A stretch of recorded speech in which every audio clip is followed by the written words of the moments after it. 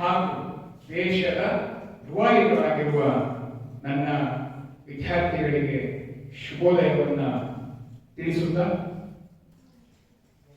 ನಾನು ಹೆಚ್ಚು ಯಾವ ಕಾರ್ಯಕ್ರಮಕ್ಕೂ ಹೋಗೋದಿಲ್ಲ. ನಮಗೆ ಕೆಲಸದ ಒತ್ತಡ ಆ ಥರ ಇರುತ್ತೆ. ಆದರೆ ಯಾವಾಗ ವಿದ್ಯಾರ್ಥಿಗಳನ್ನ ಅವರು ತಂದಿಟ್ಬಿಡ್ತಾರೆ, ನಾವು ಇಲ್ಲ ಅಂತ ಹೇಳೋದಕ್ಕೆ ಆಗೋದಿಲ್ಲ ನನ್ನ ಕೈಯಲ್ಲಿ. ಯಾಕಂದ್ರೆ ಪ್ರಮುಖವಾಗಿ ಈ ದಿನ ನಾನು ಈ ಜಾಗದಲ್ಲಿ ಕೂತಿರ್ಬೇಕಾದ್ರೆ ಮೇನ್ ರೀಸನ್ ಈ ತರ ಒಂದು ಕಾರ್ಯಕ್ರಮ. ನಾನು ನನ್ನ ಇಂಜಿನಿಯರಿಂಗ್ ಮಾಡ್ತಾ ಇರಬೇಕಾದ್ರೆ ಅಂದಿನ ಬ್ಯಾಂಗ್ಳೂರ್ ಸಿಟಿ ಪೊಲೀಸಿನ ಅಡಿಷನಲ್ ಕಮಿಷನರ್ ಆಫ್ ಟ್ರಾಫಿಕ್ ಆಗಿದ್ದಂತಹ ಮಾನ್ಯ ಶ್ರೀ ಪ್ರವೀಣ್ ಸೂಡ್ ಸಾಹೇಬರು ಇದೇ ರೀತಿ ಒಂದು ನಮ್ಮ BMS ಕಾಲೇಜ್ಗೆ ಒಂದು ವರ್ಕ್ಶಾಪ್ಗೋಸ್ಕರ ಬಂದಿದ್ರು. ನಮ್ಮ ಇಂಡೋರ್ ಸ್ಟೇಡಿಯಂ ಅಲ್ಲಿ, ಇನ್ನೂ ಜ್ಞಾಪಕ ಇದೆ, ನಮ್ಮ ಇಂಡೋರ್ ಸ್ಟೇಡಿಯಂ ಅಲ್ಲಿ ಸಾಯಂಕಾಲ ನಮ್ಮ ಎಲ್ಲ classes ಮುಗಿದಾದ್ಮೇಲೆ he came and he spent 45 minutes 45 ನಿಮಿಷ ನಮ್ಮ ಜೊತೆ ಒಂದು ಮಾತುಕತೆಯನ್ನ ಮಾಡಿದ್ರು. ಅಂದ್ರೆ ನಾವೇನು ಮಾತಾಡಂಗಿರಲಿಲ್ಲ, ಅವರು ನಮಗೆ ಒಂದು ಸ್ವಲ್ಪ ಸಲಹೆ ಸೂಚನೆಗಳನ್ನ ಅವರು ನೀಡಿದ್ರು. ಆ ದಿನ ನಾವು ಯಾವಾಗಲೂ ಬೆಂಡ್ ಆಫ್ ಮೈಂಡ್ ಇತ್ತು. ಯಾಕಂದ್ರೆ ನಾವು ಹಳ್ಳಿಗಳಲ್ಲಿ ನೋಡ್ತಾ ಇದ್ವಿ, ನಾವು ಬೆಳಿಬೇಕಾದ್ರೆ ಒಂದು 2-3 ಇನ್ಸಿಡೆಂಟ್ಗಳಾಗಿದ್ವು.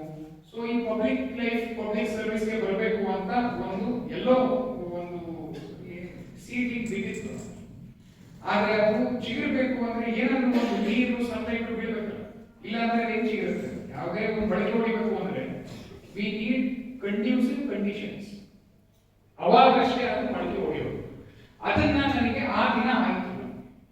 ಸಾಯಂಕಾಲ ಬಂದು ಏನು ಒಂದು 45 ನಿಮಿಷ ನಮ್ಮ ಜೊತೆ ಕಳೆದು, ಸೀನಿಯರ್ IPS ಆಫೀಸರ್ ಆಗಿ ಅವರು ಇಲ್ಲಿ ಬಂದಿದ್ರಿಂದ ನಮಗೆ ಅದನ್ನ ಕೇಳಿದ ತಕ್ಷಣ ನಮ್ಮ ತಾಯಿಯ ಒಂದು ಮಾತು ನೆನಪಿಗೆ ಬರ್ತಿದ್ದು. ನಮ್ಮ ತಾಯಿ ಚಿತ್ರದುರ್ಗದಲ್ಲಿ ಓದ್ತಿರ್ಬೇಕಾದ್ರೆ ಅಲ್ಲಿ ಮೇಡಮ್ ಜೀಜಾ ಹರಿ ಸಿಂಗ್ ಅಂತ SP ಅವರು, I am pretty sure she is been a model officer for the entire state.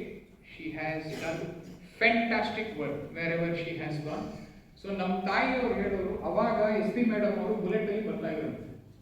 Madam ಅವರು ಬುಲೆಟ್ ಅಲ್ಲಿ ಬರ್ತಾ ಇದ್ದಾಗ ಗಸ್ತ್ ಮಾಡ್ಬೇಕಾದ್ರೆ ಅವಾಗ ನಮ್ಮ ತಾಯಿಯವರು ನೋಡ್ಕೊಂಡು ನಾನು ಒಂದಿನ SIR ಆಗಬೇಕು ಅಂತ ನಮ್ಮ ತಾಯಿಗೆ ಆಸೆ ಇತ್ತು.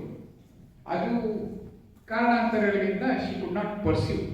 ಸೊ ಇದನ್ನ ಆ ದಿನ ನಾನು ವಾಪಸ್ಸು ಮನೆಗೆ ಬಂದು ನಮ್ಮ ತಾಯಿ ಹತ್ರ ಇದ್ರ ಬಗ್ಗೆ ಮಾತಾಡಿದಾಗ, ಇಲ್ಲ ಕಣಪ್ಪ, ನಾನು ಯಾವಾಗ ಒಂದ್ಸರ್ತಿ ಜೀಜಾ ಮೇಡಮ್ ತರನೇ ಆಗ್ಬೇಕು. ಅವ್ರಿಗಿನ್ನೂ ಜ್ಞಾಪಕ ಇತ್ತು ನೋಡಿ, ಅವಾಗಿನ್ನೂ ಅವರು 7th 8th ಸ್ಟ್ಯಾಂಡರ್ಡ್ ಇರ್ಬೇಕಷ್ಟೇ ಅವರು.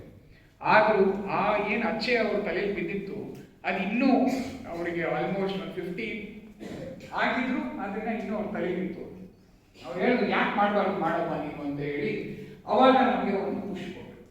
So these are all conditions which will shape hour entire future.